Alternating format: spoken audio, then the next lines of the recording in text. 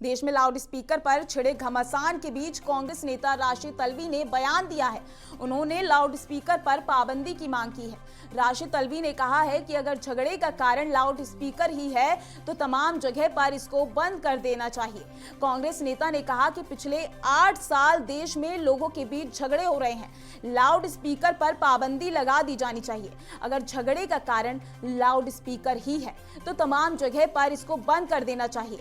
राशिद तलवी ने आगे कहा कि विकास का नाम तो सिर्फ जुबान पर है, इस देश में नफरत की आंधी है जिसके लिए बीजेपी अध्यक्ष जेपी नड्डा साहब जिम्मेदार हैं। सीएम योगी ने आयुर्वेद कॉलेज के विद्यार्थियों के साथ संवाद किया। सीएम ने बातचीत के दौरान कहा कि आयुर्वेद दुनिया को भारत का उपहार है। हाल के दौर में जबकि दुनिया कोरोना के विषम परिस्थिति का सामना कर रही है, ऐसे में विश्व ने आयुर्वेद के महत्व को पहचाना है। ये पद्धति इलाज के साथ रोजगार सृजन भी, इसमें शोध अनुसंधान की असीम संभावनाएं हैं। इस विद्या का विद्यार्थियों को भविष्य उज्जवल है। मुख्यमंत्री योगी आदित्यनाथ ने ये बातें महायोगी गोरखनाथ विश्वविद्यालय की संस्था Guru Gorakshnath institute of medical science के बीएमएस प्रथम बैच के विद्यार्थियों से कही, जहां पर मुख्यमंत्री से संवाद करते हुए अभिभूत छात्र छात्राओं ने कई जिज्ञासाएं भी जाहिर की। एक छात्र ने प्रदेश सरकार द्वारा आयुर्वेद के विकास के लिए किए जा रहे प्रयासों के बारे में जानकारी चाही, तो एक ने सैन्य सेवा में आयुर्वेद के चिकित्सकों की सेवा के लिए जाने का सुझाव दिया। संवाद के दौरान सीएम और छात्रों के बीच और क्या बातें हुई, सुनिए। आपने यहाँ पर आज जिन संस्थाओं में जो कुछ भी देखा है, अपने स्वयं की संस्था और उसके आसपास के वातावरण में उसको देखने का प्रयास करिए।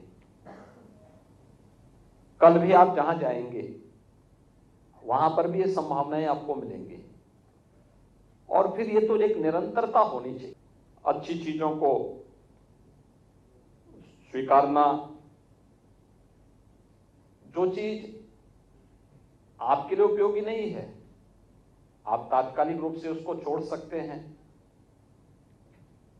लेकिन हमारे यहां पे माना गया है कि नास्ति मूलो अनौषधय, ये आयुर्वेद का भी वो है। कोई ऐसा वनस्पति नहीं जिसमें औषधीय गुण न हो, लेकिन उसके लिए उस प्रकार के विशेषज्ञता हासिल करने की आवश्यकता है। और मुझे लगता है कि बहुत बड़ा क्षेत्र है। एक बार इस फील्ड में जाइए, बहुत कुछ जानने सीखने के लिए मिलेगा। और मैंने कहा बहुत बड़ा स्कोप है इसमें। तो एक आयुर्वेदिक डॉक्टर के रूप में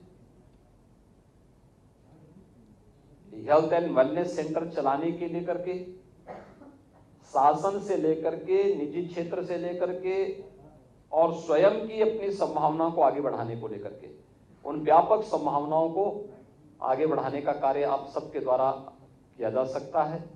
हमें अपने आप को तैयार करना होगा, उसके लिए मानसिक रूप से तैयार करना होगा। और उस मानसिक रूप से आप तैयार होंगे। आप लोग यहाँ लखनऊ में आए हैं, हमारे इन सीनियर अधिकारियों के साथ एक संवाद का भी अवसर आपको प्राप्त हुआ।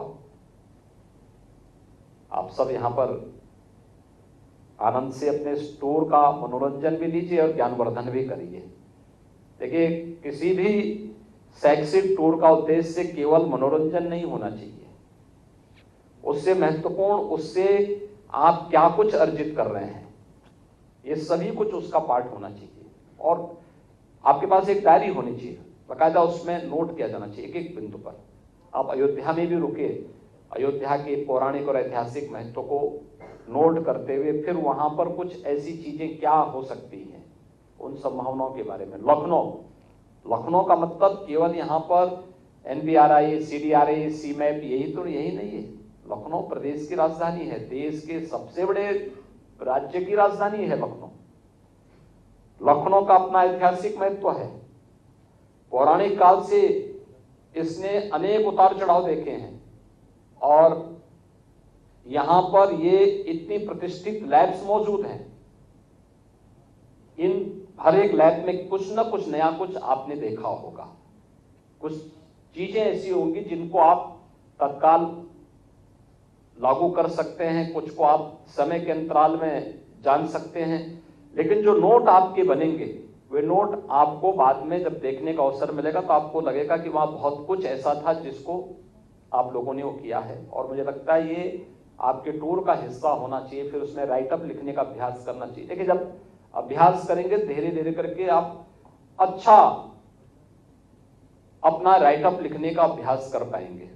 फिर आप अपना पब्लिकेशन लिखने की, फिर उसके बाद आप इस फील्ड में बहुत कुछ आगे करने की संभावना अपने अंदर पाएंगे।